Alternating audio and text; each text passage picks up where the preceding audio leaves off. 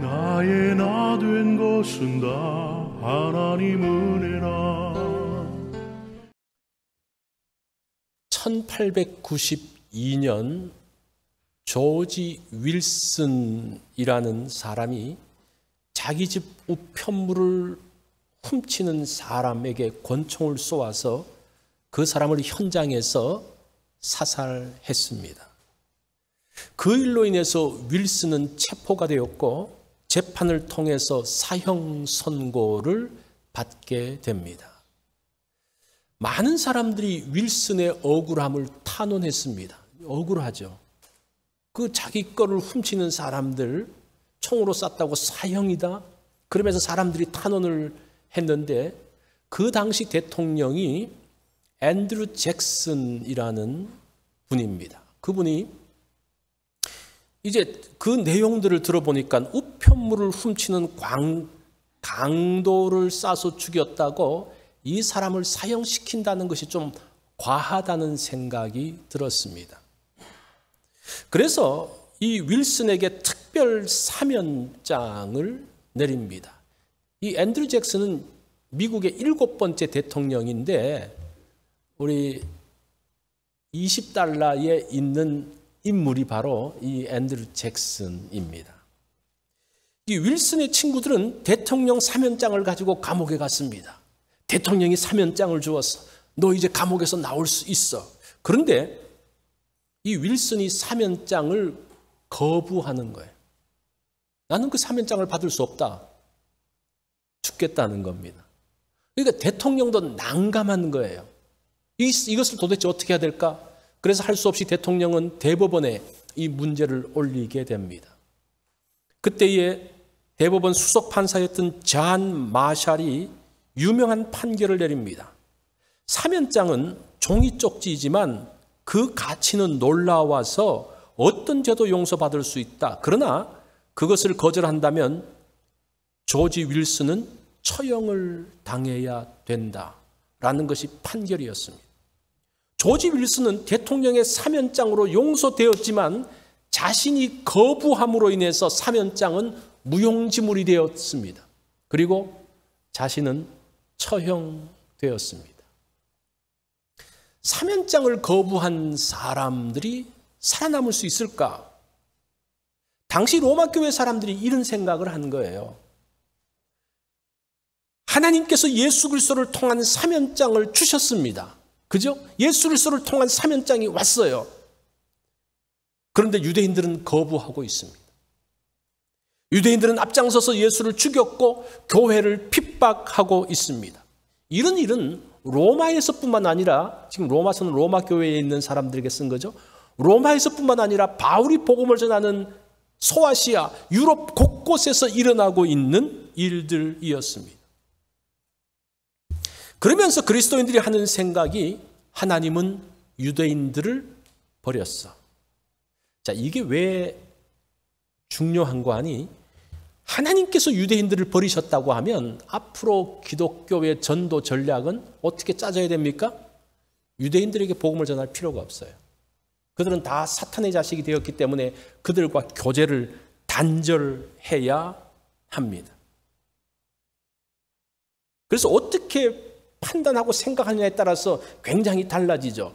자, 이런 로마 교회 성도들의 생각에 대해서 아니면 많은 그리스도인들의 생각에 대해서 바울은 어떻게 말하고 있습니까? 그게 1절이에요. 하나님이 자기 백성을 버리셨느냐?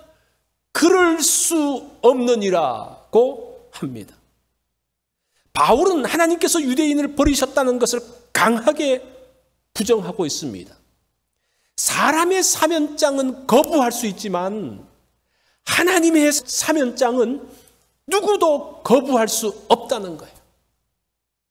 그러면서 바울이 하나님께서 유대인들을 버리시지 않으셨다는 이유를 2가지로 들고 있습니다. 그 첫 번째가 무엇인가 하니 자기 자신을 예를 들고 있어요. 나도 이스라엘인이요, 아브라함의 씨에서 난 자요, 베냐민 지파라. 여러분들 나 알지 않습니까? 내가 정말 뼛속까지 골수인, 이 지금 세계를 이야기하는 것은 뼛속까지 골수인 유대인이라는 그런 말이거든요. 나 알지 않습니까? 골수 유대인이고 율법을 철저히 따르는 사람으로 그리스도인들을 핍박했던, 교회를 죽이려고 다른 지역까지 가서 했던 그 사람, 그렇게 유대인치고 나만큼 예수님을 배척한 사람이 어딨냐, 나와봐라는 거예요. 그런데 바울이 어떻게 했다는 겁니까? 그런 바울이 하나님 앞에 부르심을 받습니다. 다메섹으로 가는 길에 하나님께서 그를 만나 주셨습니다. 하나님의 거부할 수 없는 그 만남, 이거는 사면장을 거부하고 거부하지 않고 그게 아니라는 거예요. 아직은 유대인들이 예수님을 알지 못하지만 하나님께서 그들을 부르신다면 그들이 거부하지 않고 나올 것입니다. 그 첫 번째 자기 예를 들면서 이야기를 하고 있어요. 굉장히 설득력 있죠, 그죠? 두 번째는 엘리야의 예를 듭니다. 2절에 보면 하나님이 그 미리 아신 자기 백성을 버리지 아니하셨나니 너희가 성경이 엘리야를 가르쳐 말한 것을 알지 못하느냐. 여기서 엘리야를 가르쳐라는 말은 조금 이해하기 어려운데 엘리야의 사건을 통하여 이렇게 하면 좀 더 이해가 탁 들어와요. 엘리야 선지자가 활동했던 시대는 아합의 통치 시기였습니다. 아합이 누굽니까? 아합 왕이 정말 악한 왕이잖아요. 그 부인을 잘못 만나서 그래요. 그 부인이 누굽니까? 시돈 왕의 딸인데 이세벨. 그 사람은 뼛속까지 바알을 믿는 사람이죠. 그래서 이 결혼하면서 이스라엘은 바알을 섬기는 땅으로 변해갔습니다. 왕은 하나님 믿는 선지자를 죽였습니다. 그래서 하나님께서 그 이스라엘 땅에 벌을 내리십니다. 3년 반 동안 비가 오지 않습니다. 비뿐만 아니라 이슬도 내리지 않습니다. 그래도 이스라엘이 돌이키잖아요. 그래서 드디어 엘리야가 아합 왕을 만나지 않습니까? 만나서 뭐라고 말합니까? 결판을 짓는 거예요.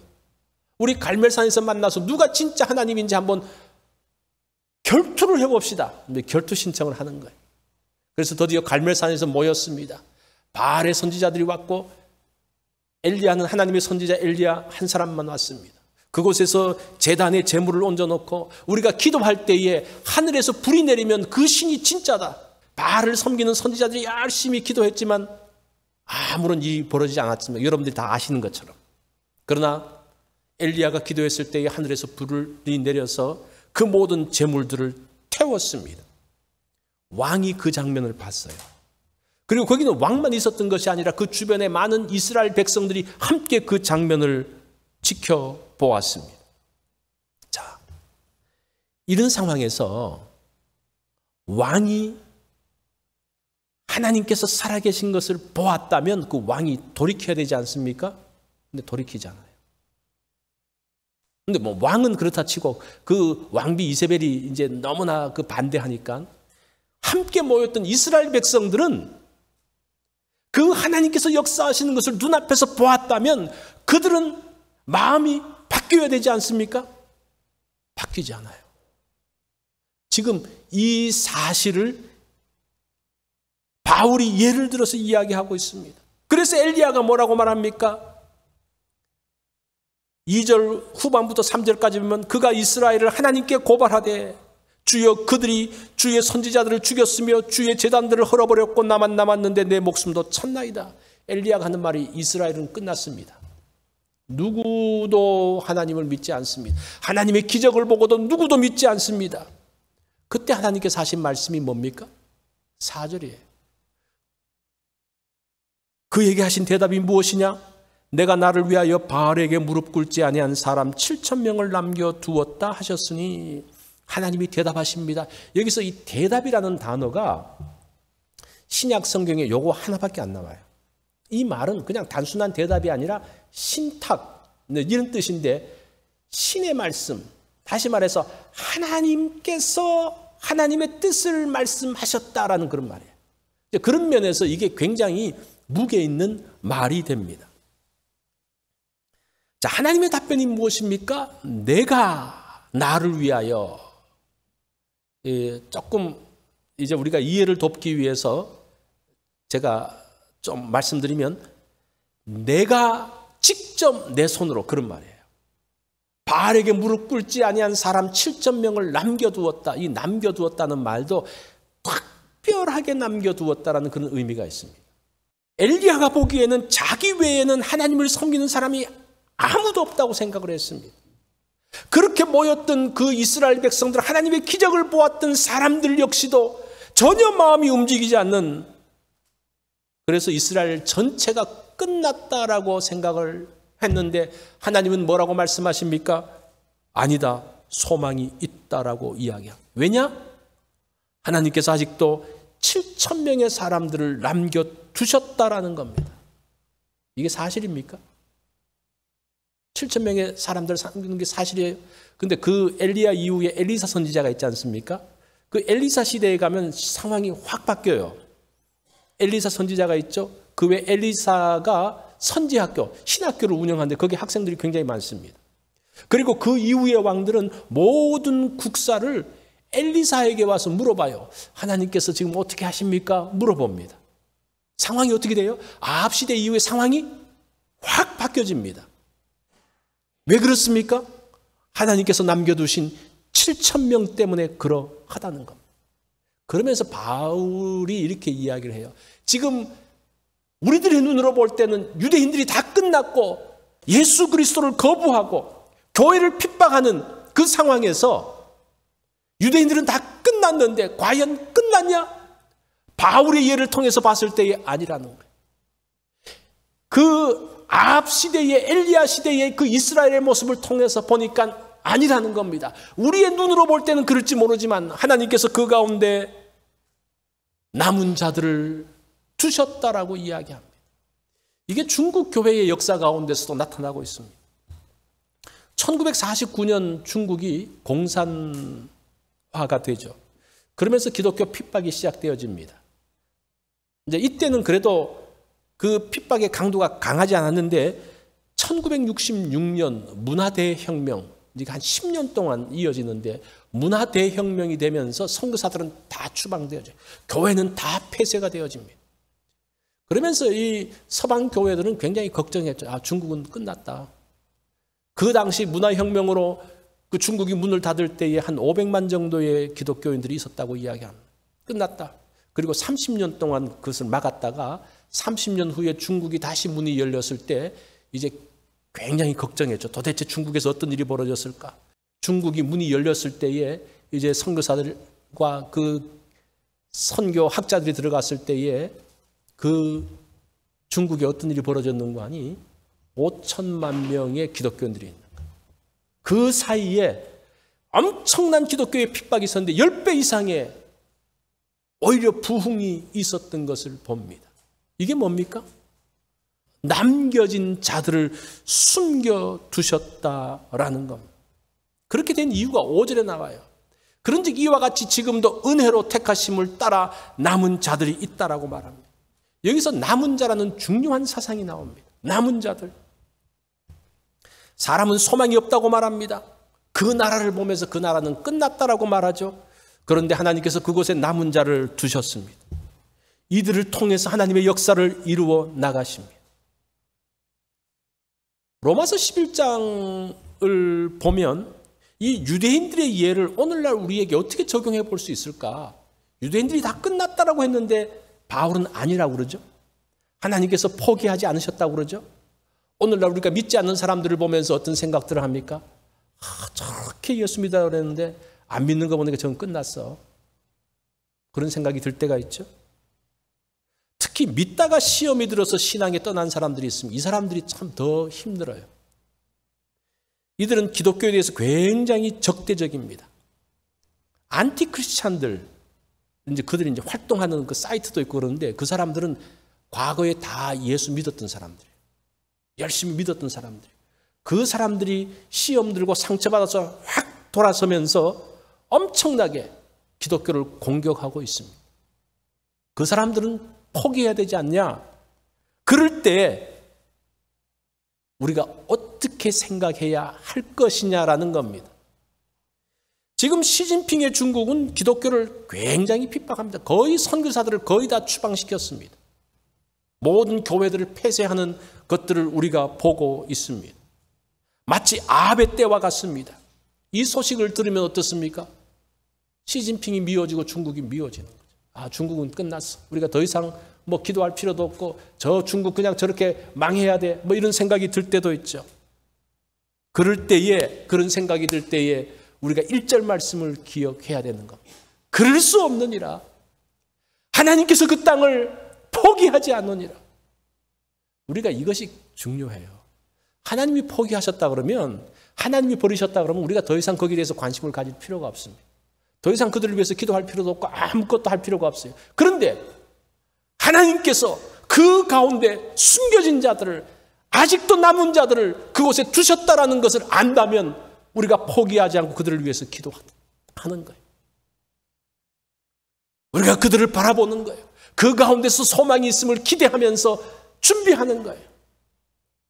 그런 면에서 이 로마서 11장의 말씀은 유대인들에게만 대한 말씀이 아니라 지금 오늘날 우리에게도 중요한 말씀인 것을 보게 됩니다. 자, 그러면서 여기서 우리가 두 번째 생각해야 될 중요한 주제가 있는데, 그것은 하나님은 남은 자들을 통해서 하나님의 역사를 이루시는데, 그러면 어떤 사람이 남은 자라는, 남은 자로 산다는 것은 어떤 것일까? 그것을 우리가 한번 알아봐야 됩니다.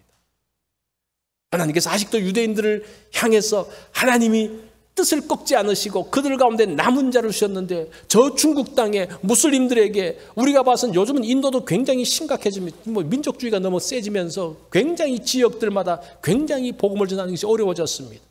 그들 가운데 하나님께서 남은 자를 주셨다는데 이 남은 자가 도대체 어떤 사람들인가? 우리도 이 땅 가운데서 남은 자로 산다면 남은 자의 삶이 어떤 것인지에 대한 것들을 한번 간단하게 살펴보려고 합니다. 첫 번째는 남은 자가 누군가 하니 하나님의 은혜를 입은 사람이 남은 자입니다. 5절에 보니까 그런즉 이와 같이 지금도 은혜로 택하심을 따라 남은 자들이 있느니라고 합니다. 은혜로 택하심을 받은 자들. 이 은혜가 뭡니까? 뭐 많은 설명들이 있지만 여기서는 이렇게 설명을 해보겠습니다. 은혜는 하나님께서 깨닫게 하는 것.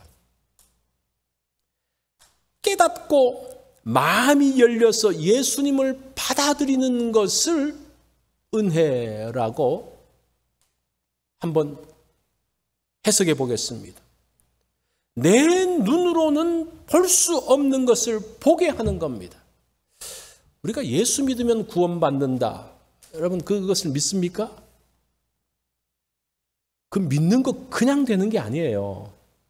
하나님의 은혜가 있어야지 믿어져요. 이게 참 놀랍죠. 어떤 분들 보면 이런 분들이 있어요. 나는 정말 믿고 싶은데 안 믿어져. 그런 사람들, 그런 분들을 만나보셨죠? 그 사람은 참 사람도 괜찮고 정말 말하면 말도 잘 통하고 이 복음을 전하면 잘 듣는데 안 믿어진다는 거예요. 참 이게 기가 막힌 이야기예요. 기가 막힌 이야기. 우리가 믿어지는 게 이거 다 믿어지는 거 아니야? 그렇지 않습니다. 그게 하나님의 은혜라는 거예요. 믿어지니까 예배도 하게 되어지고 우리가 또 말씀대로 살려고 애쓰고 말씀을 보려고 하고 또 이 소식을 전하려고 하고 이게 믿어지니까 되는 거예요. 이게 뭐라는 겁니까? 은혜라는 거예요. 은혜라. 이게 당연한 게 아니고 하나님의 은혜라는 겁니다. 7절을 보면 오직 택하심을 입은 자가 얻었고 그 남은 자들은 우둔하여졌느니라. 여기서 남은 자는 앞에서 말했던 그 남은 자의 개념이 아니고 이 말은 제외된 사람 그런 말이에요. 7절에서 남은 자는 제외된 사람을 이야기합니다. 여기서 우둔하여졌다라는 말이 있는데 이것은 가죽으로 가리다라는 건 뜻이죠. 가죽으로 가리다. 돌같이 굳게 하다. 어두워지다. 뭐 이런 뜻들이 있는데 이 근본적인 뜻이 가죽으로 가리는 거예요. 하나님의 은혜가 임하는데 가죽으로 가리고 있어요. 이게 도달이 안 돼요. 우리 마음 가운데 도달에 뭔가 가리고 있어요. 이 가죽이 뭐 무슨 가죽인지 뭐 여러 가지가 있겠죠. 자기 어떤 사상적인 가죽이 될 수도 있겠고, 자기가 믿고 있는 어떤 하나의 이념의 가죽이 될 수도 있겠고, 그것 때문에 믿겨지지가 않는 거예요. 그 말씀이 이 속에 터치가 되지 않는 거예요. 그러니까 마음이 굳어지는 거예요. 그러니까 어두워지는 거예요. 이게 은혜에서 제외되어진 사람을 말합니다. 반대로 남은 자는 누굽니까? 은혜를 받은 자예요. 하나님의 은혜가 임한 사람이에요. 어떤 사람은 쉽게 그 예수님을 받아들이는 사람이 있어요. 쉽게 믿는 사람이 있어요. 너무 쉽게 믿는 거 아니야? 그 사람이 은혜 받은 사람. 은혜 받았기 때문에 그렇게 되어지는 거예요. 자, 이것은 이제 하나님 편에서 하신 남은 자의 모습이고, 두 번째는 사람의 편에서 남은 자가 어떤 사람인가? 그것은 삶의 중심이 이동되어진 사람입니다. 하나님의 은혜는 하나님이 주시는 거죠. 그건 하나님의 편에서 하시는 일이고, 사람의 편에서는 하나님의 은혜가 임했을 때 사람의 편에서는 어떻게 하는 겁니까? 삶의 중심을 이동하는 겁니다. 나의 삶의 중심이 어디에 있는가? 엘리야 시대의 사람들을 보면요, 그 사람들의 삶의 중심은 하나님에게 있지 않았습니다. 아합에게 있었어요. 그러니까 하나님께서 살아계심을 보면서도 믿지 않는 거예요. 자기 삶의 중심을 옮기지 않는 거예요. 왜 그러냐? 지금 당장 내가 여기서 살라 그러면 어떤 게 편할까? 그 생각하는 거예요. 하나님의 역사하심을 봐도 내가 아합을 반대하면 지금 그래도 아합 밑에서 이게 떡고물이라도 얻어먹으면서 살고, 또 아합을 거부하면 그 핍박이 있을 것인데, 그러니까 그 역사하심을 봐도 자기 마음의 중심을 옮기지 않는 거예요. 자기가 좋아하는 대로 있는 겁니다. 그래서 하나님이 살아계심을 아는 것하고 삶의 중심을 바꾸는 건 좀 다를 수 있습니다. 나는 믿어, 나는 알아, 하나님에 대해서 알아, 아는 거하고 내가 마음을 바꾸는 거하고는 다른 차원이라는 겁니다. 그것을 설명하는 것이 9절이에요. 또 다윗이 이르되 그들의 밥상이 올무와 덫과 거치는 것과 보응이 되게 하시옵고, 이거는 시편 69편 22절의 인용인데, 여기서 밥상이 무엇인가 하니, 그들의 밥상이 올무와 덫과 거치는 것과 보응이 된다 그래요. 이 밥상은 자신이 추구하는 세속적인 관심사입니다.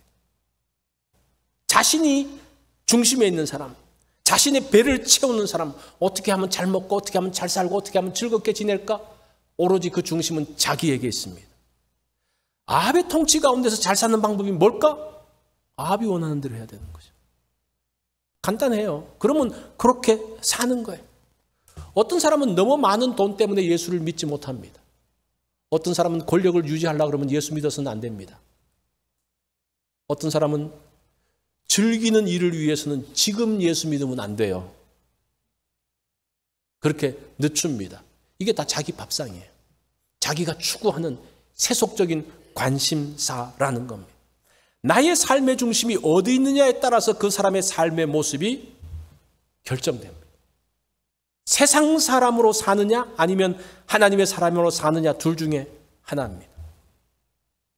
그래서 이 밥상이 올무와 덫과 거치는 것과 보응이 되었다라고 하죠. 세상적으로 잘 되는 것이 하나님의 축복이다? 그럴 수도 있지만 아닐 수도 있다는 거예요. 그 기준은 뭡니까? 내 삶의 중심이 어디냐에 따라서 달라지는 거예요. 마태복음 24장 38절로 39절에 보면 이런 말씀이 나옵니다. 홍수전에 노아가 방주에 들어간 날까지 사람들이 먹고 마시고 장가들고 시집가고 있으면서 홍수가 나서 저희들을 다 멸하기까지 깨닫지 못했더라. 그 마지막 시대에 홍수가 임할 때에 사람들이 먹고 마시고 장가가고 시집가고 했다는 겁니다. 이게 나쁜 겁니까? 먹고 마시는 건 나쁜 거예요? 장가가고 시집가는 건 나쁜 겁니까? 나쁜 게 아니죠. 그런데 여기서 삶의 중심이 어디냐는 것을 보는 거예요. 그 사람들은 먹고 마시고 시집가고 장가가는 일만 했다는 거예요. 여러분들이 열심히 직장 생활하고 열심히 살았던 것, 그것만 하면요, 하나님의 마지막 때에 구원에서부터 멀어질 수 있다는 거예요. 삶의 중심의 문제. 나쁜 게 아닌데 그 삶의 중심에서 하나님이 빠짐으로 인해서 그 심판을 피하지 못하는 그 모습을 보게 됩니다. 우리의 가정에서 중심이 하나님께 있다는 것을 보이고 느껴지면 신앙에서 굉장히 유익이 됩니다. 여러분 이제 하루 살면서 그래도 우리 가정은 하나님을 섬기는 가정이야. 그거 어떻게 압니까? 뭘 통해서 압니까? 제가 이 말씀을 준비하면서 생각드는 것이 어릴 적에 가정 예배를 드렸던 생각이 들었습니다. 어릴 때 가정 예배 드리는 게 지루했죠. 그런데도 분명한 것은 어떤 생각이 드는가 하니 제 어린 생각에 그래도 우리 가정은 하나님을 섬기는 가정이구나라는 생각이 들어요. 왜 그래요? 매일 예배하니까. 그런 생각이 들더라니까요. 제가 이제 커서 제가 가장이 되어지고 제가 목사지만 가정에서 예배를 드리는 게 쉽지가 않더라고요. 이게 쉬운 게 아니에요. 어릴 적에는 그냥 당연하게 했던 것, 제가 그걸 보면서 우리 옛날 그 어른들은 참 그래도 신앙이 좋다라는 생각이 들어요. 목사도 하기 어려운 거를 그들은 매일매일 했으니까. 그런 고민들을 오랫동안 했습니다. 그런데 코로나 시대를 지나면서 모이지 못할 때 어떻게 신앙을 지킬 것인가? 지금 예배 모일 수도 없고 어떻게 할 수도 없을 때에 내가 신앙의 정체성을 갖는 게 무엇일까? 내가 살면서 내가 그래도 우리 가정은 나는 하나님을 섬기고 하나님을 귀하게 여기는 사람이야? 그걸 어떻게 알 수 있냐는 거예요. 물론 생각 가운데 알 수 있지만 실제적으로 눈에 보이는 것으로 이게 하나님을 매일 예배하는구나라는 생각이 딱 드는 거예요. 그러면서 가정 예배를 시작한 겁니다. 그래서 이 가정 예배를 드리는 것을 여러분 그냥 당연하게 하는 거라고 목사님이 또 하나 사역을 만드는 거라고 그렇게 생각하지 마시고 이런 이제까지 오랫동안 삶의 고민이 여기에 있었다는 거예요. 가정 예배를 시작하면서 옛날과는 달리 지루하지 않게 하려고. 그런데 삶의 중심이 하나님께 있지 않으면요, 짧은 시간 예배 드리는 것도 어려워요. 처음에 이제 가정 예배를 드릴 때 사실은 조금 짜증이 났습니다. 왜냐하면 한참 저녁 때에 일하고 한참 일하고 있는데 8시 반에 이제 예배 드려야 되는데 그걸 끊는다는 게 너무나 이게 일을 하면 쫙 나갈 수 있는데 끊어야 되잖아요. 또 어떨 때는 재밌는 것을 보고 있고 또 재밌는 걸 하고 있는데 또 끊어야 되잖아요. 저도 이제 그 과정들을 지금 여러분들에게 말씀을 드리는 겁니다. 그렇게 계속 하면서 이제는 8시 반이 되면 멈춥니다. 뭐 하기 위해서 멈추는 겁니까? 예배하기 위해서 멈추는 거예요. 새로운 삶의 질서가 만들어집니다. 영적 균형들이 만들어집니다. 밤 시간 그냥 그렇게 지나칠 수 있었는데 그 시간 모든 것을 멈추고 하나님을 예배하는 시간, 그 짧은 시간이지만 하나님을 예배하기 위해서 잠깐 멈추고 하나님을 바라보고 하나님께 찬송하고 하나님을 예배하는 그것이 어떤 생각이 있는 그래도 나는 매일매일 하나님을 예배하는, 우리 가정은 매일매일 하나님을 예배하는 가정이야. 이런 생각들이 나한테 들면서 그것이 나의 삶의 유익이 된다는 겁니다. 이것을 눈으로 보고 느끼게 하는 거, 이게 중요해요. 내가 눈으로 보고 그것을 느끼는 게 중요합니다. 예배 시간이 한 15분 정도, 여러분 아시게 15분도 안 돼요. 제가 가능하면 짧게 하려고 하는데 예배 시간이 짧기 때문에 드릴 수 있을 것 같죠? 천만에 못 드려요. 왜? 삶의 중심이, 내 마음의 중심이 예배에 있지 않으면요, 그 15분도 지루해요. 빼낼 수가 없어요. 그런 면에서 우리가 지금 하는 일들이 그냥 가정에서 예배 한번 드립시다, 그게 아니고 지금 이 하는 일들이 여러분 내 삶의 중심을 하나님께 옮기는 과정들을 하고 있다는 생각을 해요. 여러분 힘들죠? 힘들어요. 왜? 삶의 중심이 옮겨지는 게 힘들기 때문에 그렇습니다. 이 15분이 우리의 삶의 우선권을 결정해 준다는 겁니다. 지금은 편안합니다. 그래서 예배 드리고 싶으면 예배 드릴 수 있어요. 그런데 어느 때가 되어지면요, 예배 드리고 싶어도 드릴 수 없을 때가 옵니다. 환경적으로 그렇고 우리의 개인적인 건강과 여러 가지 상황 때문에 못할 때가 있습니다. 이런 다양한 어려운 상황 가운데서 드릴 수 있는 길은 습관이 되어지면 그것들을 할 수가 있습니다. 몸에 익으면 어려움의 때에도 예배할 수 있습니다. 그러면서 하나님의 남은 자로서 준비되어지는 거예요. 하나님에 대해서도 별로 소중하게 생각하지 않고 자기 삶의 중심 가운데서 하나님께 드려지는 부분이 없는데 어떻게 남은 자로서 그것들을 드려낼 수가 있습니까? 하나님의 은혜가 임해야 되지만 우리가 또 그것을 준비하는 것이 있어야 된다는 겁니다. 여러분들이 이번 한 주간 동안 한번 예배의 우선권을 한번 가져보십시오. 여러분 매일매일 예배를 못 드렸다면 한번 이번 일주일은 내가 한번 해보겠다라고 결심하고 한번 해보십시오. 어려울 거예요. 계속 안 해보신 분들, 그 시간에 딱 맞춰 안 해본 분들 어려울 거예요. 짜증도 날 거예요. 저 같은 과정을 겪을 거예요. 그런데 시간이 지나면 중심이 이동되어지는 것을 보게 됩니다. 어떤 분은 그때 시간을 낼 수 없는 분들이 있을 거예요. 그러면 자기가 정한 시간을 딱 정해놓고 움직이면 안 돼요. 자기가 딱 시간을 정해놓고 언제나 그 시간에 하는 게 중요해요. 내가 하고 싶을 때 언제든지 한다?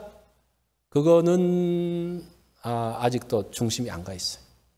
내가 중심이 아니라, 내가 우선이 아니라 누가 우선입니까? 하나님께 약속한 것을 우선으로 두는 것이에요.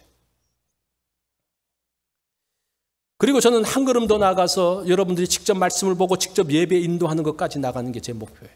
여러분들이 성경을 보면서 어떤 경우에는 이제 우리가 이렇게 예배도 할 수 없고 제가 설교도 할 수 없고 또 어떤 목회자의 설교도 들을 수 없는 그러한 때가 올지도 몰라요. 그때 어떻게 됩니까? 여러분들이 직접 말씀을 보면서 말씀의 은혜 받고 우리의 자녀들에게, 우리 가까이 있는 사람들에게 이 말씀을 전할 수 있는 자리까지 들어가는 것, 그게 하나님의 남은 자로 사는 거예요. 하나님의 일들을 하고 하나님의 역사들을 감당한다는 것이 그냥 되어지는 게 아닙니다. 그렇게 헌신하고 준비되어지는 가운데 되어지는 겁니다. 마라톤 훈련을 할 때 코치가 말을 합니다. 물을 먹고 싶지 않아도 일정 간격으로 수분을 섭취하라고 합니다. 한 사람이 이야기합니다. 코치님, 목마르지 않은데도 마셔야 되나요? 코치가 대답합니다. 목마를 때 물을 마시면 그때는 이미 늦었어. 몸에 이미 탈수 현상이 일어나기 시작한 거니까 그때까지 기다려서는 안 돼. 이거 굉장히 중요한 원리예요. 영적인 탈수가 시작되면 늦은 겁니다. 회복되기 어려워요. 특별히 예배하지 않아도, 기도하지 않아도 문제가 없을 때 예배하고 기도해야 된다는 거예요. 그때 우리 심령의 은혜의 생수가 마르지 않도록 계속적으로 공급을 해줘야 돼요. 그래야지 우리가 탈수 현상이 생기지 않고, 그래야지 문제없이 끝까지 완주할 수 있다는 겁니다. 그래야 우리의 신앙을 지킬 수가 있습니다. 남은 자로서 하나님의 사람으로 설 수가 있습니다. 자, 오늘 우리가 이 말씀을 들으면서 오늘은 조금 실천적인 이야기들을 했는데, 우리가 그냥 가는 대로 내 몸을 맡기면요, 어느 쪽으로 가는 거 아니 내 몸이 원하는 것을 따라서 가요. 그거는 곤란해집니다. 내 몸이 원하는 것이 아니라 하나님이 원하는 것, 내 삶의 중심을 하나님께 둔다는 것은 조금 스트로크 있어요. 조금 불편해요. 때로는 짜증도 나요. 왜냐하면 내 몸의 방향하고 다르니까 그래요. 그 짜증이 나는 것, 그게 축복일 수 있어요. 그때 그것을 향해서 가지 말고 다시 포커스를 맞출 때에 우리는 하나님의 사람으로 설 수가 있습니다. 우리 다 같이 된 것은 다 하나님 은혜라.